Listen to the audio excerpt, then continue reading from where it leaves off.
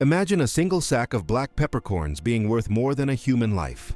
Picture nutmeg seeds so valuable that men would sail for 2 years through storms and disease, risking everything for just one chest full of these aromatic treasures. This wasn't fantasy. This was reality in the 16th and 17th centuries, when spices commanded prices that would make today's tech billionaires blush. And at the center of this intoxicating wealth stood Portugal, the undisputed master of the spice trade, controlling a monopoly so powerful it made kings tremble and empires jealous. But then something extraordinary happened. Britain, a relative latecomer to the game, didn't just challenge Portugal's dominance. They systematically dismantled it, piece by piece, in what historians now call one of the most brilliant examples of economic warfare ever executed. This is the story of how Britain stole the spice trade from Portugal, and in doing so, changed the course of human history forever. To understand the theft, we must first understand what was stolen. In 1498, when Vasco da Gama's weathered ships limped into the harbor of Calicut on India's southwestern coast, Portugal didn't just discover a new trade route. They unlocked a treasure vault that had been sealed from Europe for centuries. For generations, spices had traveled through countless middlemen, from the Spice Islands through Arab traders, across Ottoman territories, through Venetian merchants, each adding their markup until a pound of cloves in London cost literally its weight in silver. But da Gama changed everything. He bypassed every single middleman. Portugal could now sail directly to the source, to the legendary Spice Islands, the Moluccas, where nutmeg trees grew wild and clove-studded hills perfumed the air with fortune. Within 2 decades, Portugal had constructed a maritime empire unlike anything the world had ever seen. They fortified Goa, seized Malacca, the choke point of Asian trade, and established a chain of fortresses from Mozambique to Macau. Portuguese carracks, heavily armed floating fortresses, patrolled the Indian Ocean like sharks, enforcing a brutal monopoly. Any ship carrying spices without Portuguese permission was seized or sunk. The Estado da India, Portugal's state of India, wasn't just a trading company. It was a naval superpower that generated wealth beyond imagination, filling Lisbon's coffers with gold and making Portugal's King Manuel I so fabulously rich he was called the Fortunate. But why were spices so absurdly valuable? Understanding this is crucial to grasping why Britain would go to such lengths to seize this trade. In an era before refrigeration, spices weren't just flavor enhancers.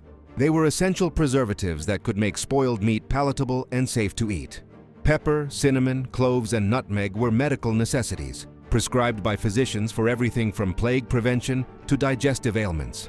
But beyond practicality, spices represented something more powerful: status. When a wealthy merchant served heavily spiced dishes at his banquet, he was displaying his wealth more effectively than gold jewelry. A single nutmeg could be rented out for special occasions. Cloves were so precious that in England, a pound of them could buy you a sheep. The profit margins were astronomical. A Portuguese trader could purchase a ton of pepper in India for the equivalent of 50 pounds and sell it in Europe for 15,000. Imagine turning $1 into $300 on a single transaction, and you begin to understand the intoxicating allure. This wasn't just trade, this was a money printing machine, and Portugal had the only key.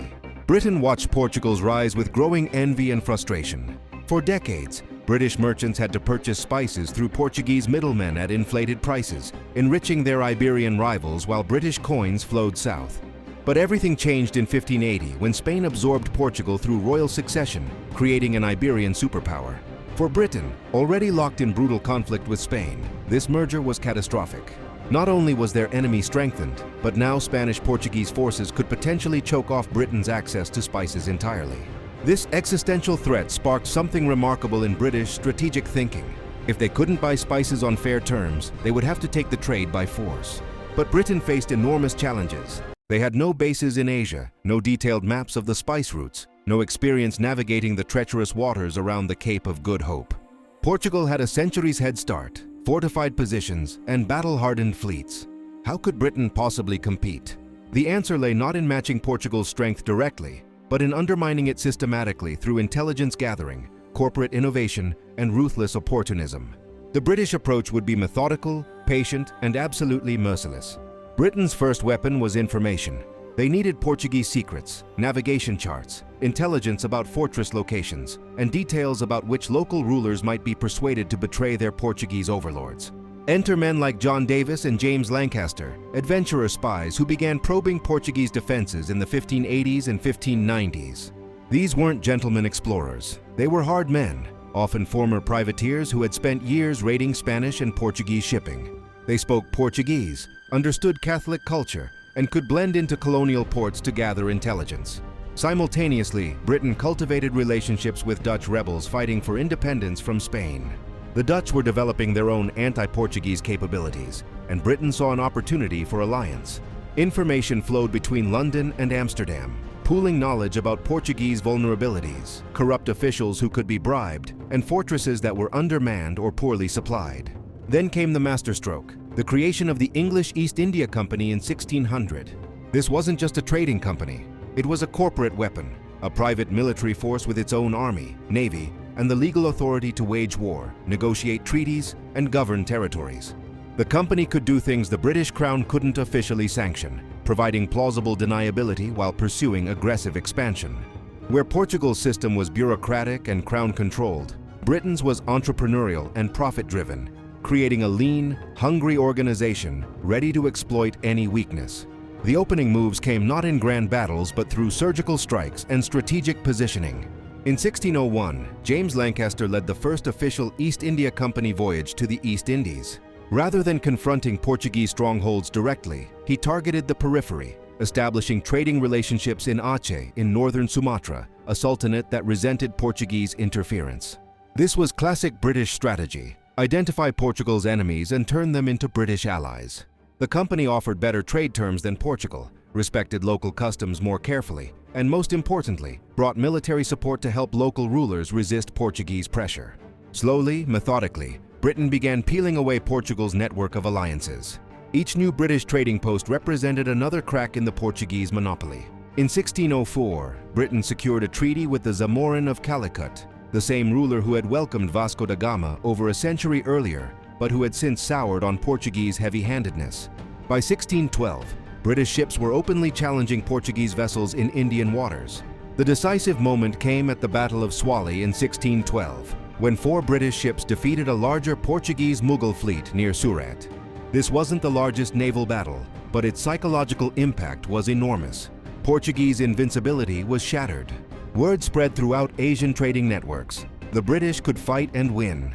Suddenly, local rulers who had feared Portuguese retaliation began reconsidering their options. What followed was corporate warfare on a scale never seen before.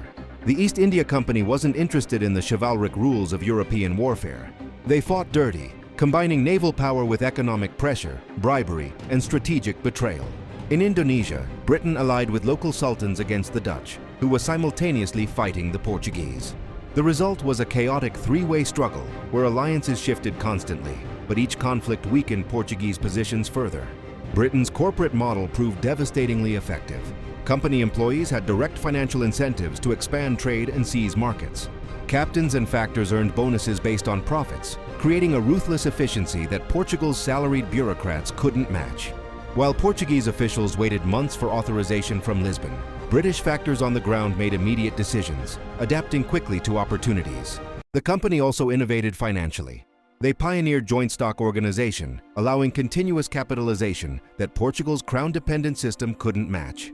When a Portuguese trading fleet was lost, it was a catastrophic blow to the royal treasury. When a British company ship sank, investors absorbed the loss across hundreds of shareholders, and new capital was raised for the next voyage.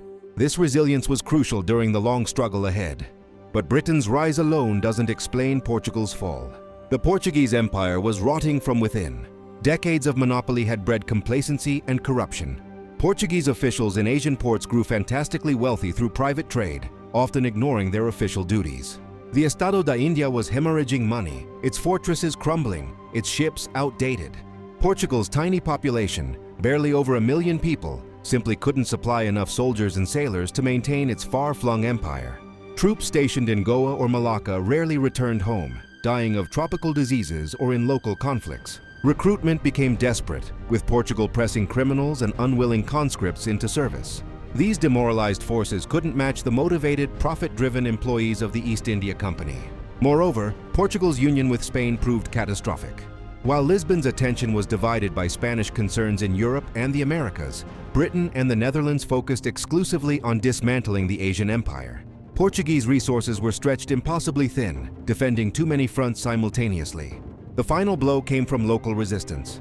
A century of Portuguese arrogance, religious intolerance, and economic exploitation had created deep resentment among Asian rulers and merchants who had initially welcomed them. When Britain offered an alternative, many eagerly switched sides. By the mid-17th century, the transfer was complete. Britain controlled crucial Indian ports, dominated trade with the Mughal Empire, and had established themselves throughout Southeast Asia. Portugal retained some colonies like Goa and Macau, but these were shadows of their former glory, peripheral outposts while Britain commanded the valuable arteries of trade. The spice trade that had made Portugal the wealthiest nation in Europe now filled British coffers instead. The East India Company would grow into the most powerful corporation in history, governing vast territories and populations, collecting taxes, and wielding power that rivaled nation-states. This wasn't just a commercial victory.